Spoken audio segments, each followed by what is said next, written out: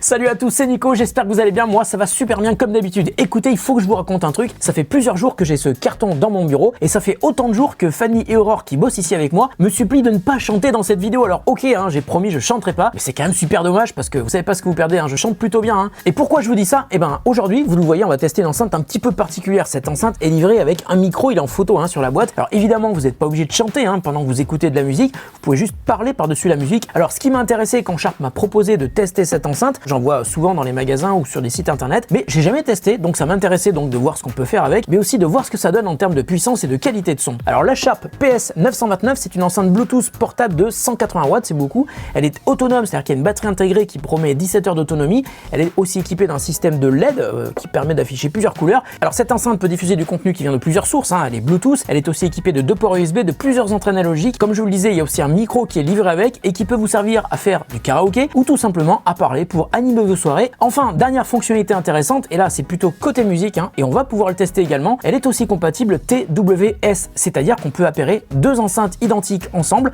pour faire donc une paire stéréo. On aura donc plus de puissance et une meilleure immersion dans la pièce dans laquelle on va l'utiliser. Et pour tester ça, Sharp m'a donc envoyé une deuxième enceinte identique, elle est dessous. Alors le truc étonnant pour un appareil de ce type, c'est qu'il est aussi compatible avec les fichiers Wave MP3, mais surtout les fichiers FLAC, donc potentiellement une enceinte qui peut plaire aux audiophiles. Alors je sais pas si c'est vraiment la bonne cible, mais en tout cas, ça veut dire que cette enceinte peut lire plein de formats facilement. Allez, on commence par découvrir l'enceinte, unboxing. Alors on est parti donc, hop.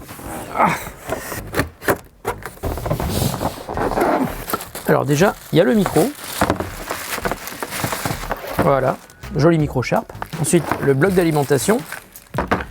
Une petite dock. Mais ce qui va nous intéresser surtout, c'est l'enceinte elle-même. Alors le truc est assez massif. C'est très très gros. Oh, le monstre. Mais elle est énorme. Elle rentre même pas dans le cadre tellement elle est grande quoi.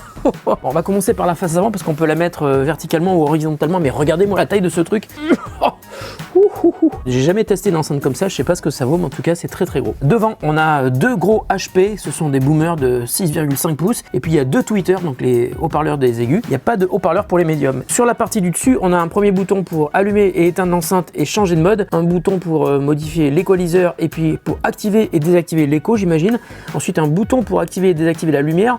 Ensuite les boutons de contrôle, Bluetooth, Play, Pause, et puis Previous et Next. Ensuite un bouton pour le volume du micro ou de la guitare. Alors je pense qu'il y a possibilité de choisir entre l'un ou l'autre parce que je crois qu'il y a plusieurs entrées. Ensuite un bouton super basse, ok, et puis un bouton de volume. Bon d'accord, là il y a un écran, je pense qu'il va s'allumer. Voilà, ensuite ici il y a une poignée, c'est quand même plutôt pratique parce que le truc étant assez gros, c'est pratique pour le porter. Alors ensuite derrière sur la partie basse, on a un évent qui va permettre de faire sortir l'air. Je pense qu'il y a beaucoup de basses qui vont sortir de cette enceinte.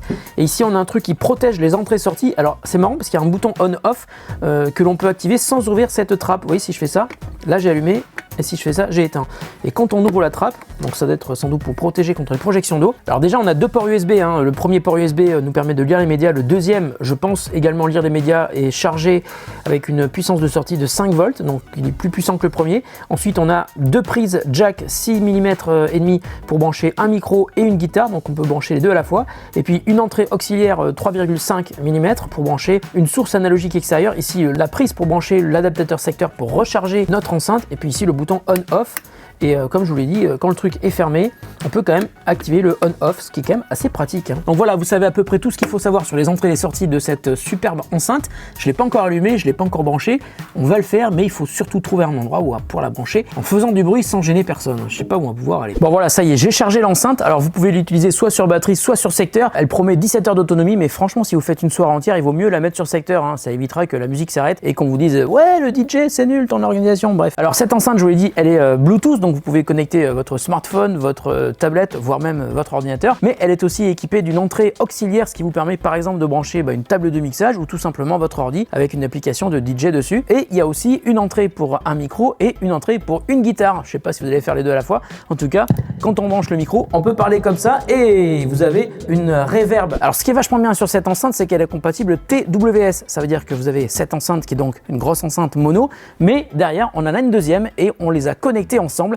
Et là vous allez pouvoir faire une paire Bluetooth, ce qui vous permet de donner beaucoup plus d'ampleur à la musique dans la salle que vous allez utiliser pour faire votre karaoké par exemple. Alors pour appairer deux enceintes ensemble, en fait il faut laisser appuyer sur le bouton basse pendant 2 secondes et il va aller chercher une autre enceinte similaire, et dès qu'il trouve cette enceinte, il va faire l'appairage entre les deux et là vous aurez votre paire stéréo, donc TWS. Dual mode connected. Take you back. C'est bizarre le karaoké quand t'es tout seul, hein. Vous pouvez la connecter en Bluetooth même sur votre télé, c'est ce qu'on a fait d'ailleurs pour notre karaoké et c'était parfait.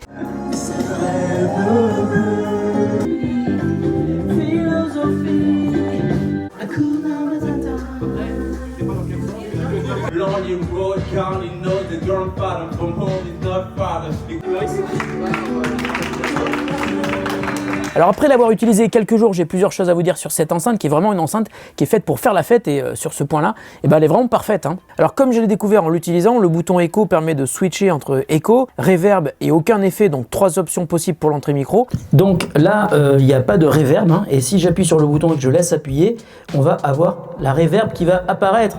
Ouh, c'est magique! Et le volume est totalement indépendant entre la musique et le micro. C'est actif que pour la source qui est branchée soit en Bluetooth soit en auxiliaire. Et ici ce sont des boutons de contrôle de navigation si on utilise des périphériques Bluetooth, hein. Play, pause et puis Previous, Next. Par contre on peut pas faire Fast Forward et Rewind. J'ai essayé, ça marche pas. Et puis ici on peut changer le mode audio, donc entre l'entrée auxiliaire et l'entrée Bluetooth. Donc là on est sur mode club, ensuite mode dance, mode all, mode soft, mode flat et puis mode classe. Au niveau de la puissance, c'est pas monstrueux, hein, mais l'avantage c'est que même avec le volume à fond, ça ne sature pas, mais ça envoie quand même du gros son dans les oreilles. En revanche, si vous avez une pièce de plus de 50 mètres carrés comme là où nous l'avons testé, elle peut montrer ses limites, hein. Et dans ce cas, c'est bien de pouvoir en appairer 2 modèles identiques. Et si vous n'avez qu'une seule enceinte, il faudra aussi bien vérifier de mettre le volume au maximum possible, hein, sur votre smartphone par exemple, ou sur n'importe quelle autre source, et gérer le volume uniquement sur l'enceinte. Alors quand vous écoutez de la musique, vous pouvez lancer des effets de lumière qui vont réagir au volume de la musique, et vous pouvez même switcher entre plusieurs couleurs et plusieurs modes d'affichage. Alors au niveau de la qualité du son, ça manque un peu de basse, mais vous avez la possibilité de booster les fréquences graves avec le bouton qui est sur l'enceinte. En revanche, les aigus, eux, sont assez présents, hein. Il manque juste un peu de médium, mais franchement, si vous êtes intéressé par ce genre d'enceinte, je pense que c'est pas forcément la timidité des médiums qui risque de vous gêner. Parce que clairement, c'est pas un produit audiophile, c'est vraiment une enceinte pour s'amuser avec ses potes ou en famille, et sur ce point, elle est parfaite, hein. Le petit Nicolas est attendu à l'entrée du magasin par sa maman. Voilà, la vidéo est terminée, j'espère qu'elle vous a plu, j'espère que surtout que ça vous a intéressé d'en savoir plus sur ce genre d'enceinte. Perso, je connaissais pas du tout et je suis content d'avoir découvert ce genre de produit qui peut, hein, servir si on veut faire la fête. Si ça vous intéresse, je vous mets un lien dans la description de la vidéo vers la Sharp PS929. On la trouve entre 150 et 170 € suivant les sites sur lesquels on l'achète. Je vous mets plusieurs liens, hein, vous allez l'acheter si ça vous intéresse sur le site que vous souhaitez. Merci de votre fidélité, on se retrouve très bientôt pour une autre vidéo qui n'aura sans doute rien à voir avec celle-ci. Portez-vous bien, prenez soin de vous et de ceux que vous aimez. Salut à tous et à très bientôt.